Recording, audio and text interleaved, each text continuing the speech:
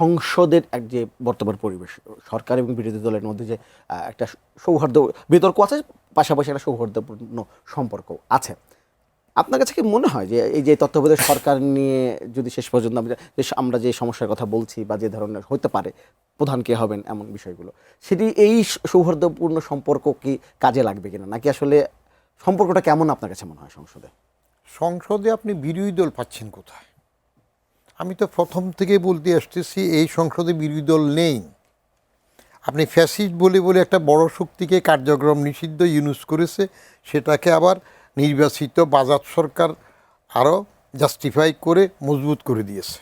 কেমন দুই দল যেটা এখন আছে, বাজাদ এবং বাজাই, বাংলাদেশ জাতীয়তাবাদী দল এবং বাংলাদেশ জামাত ইসলামী, আর জামাত ইসলামীর সাথে আবার ওই সাফা জাব্বা ওগারা ওগারা যারা আছে, এখানে তো বিরোধী দল নাই। কারণ বাজাই যারা আছে জামাত ইসলামী, এরা তো বিএনপির সাথেই ছিল, বাজাদের সরকারেও ছিল সবসময়। এরা সুবিধা মতো যখন যেখানে সুবিধা যায়, সুবিধা হইলে জলিল সাহেবের সাথেও আবার চুক্তি করবে, সেখানে যাবে, আবার সুবিধার জন্য একসাথে আন্দোলনও করে।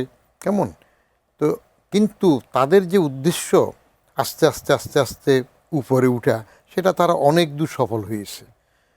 অতএব এখনও বিরোধী দল যেটা লোক দেখানো বিরোধিতা করে, সেগুলা করতে হয়, না হলে বিরোধী দল হিসাবে আবার ওই গৃহপালিত এরশাদের দল হয়ে যেতে পারে, গৃহপালিত রব হয়ে যেতে পারে।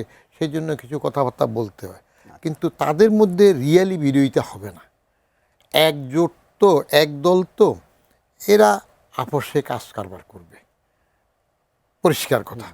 অতএব তত্ত্বাবধায়ক সরকারের প্রধান কে হবে না হবে, সেটাও আমার বিশ্বাস যে এটা অনেকটা আপোষের মাধ্যমে স্থির হবে।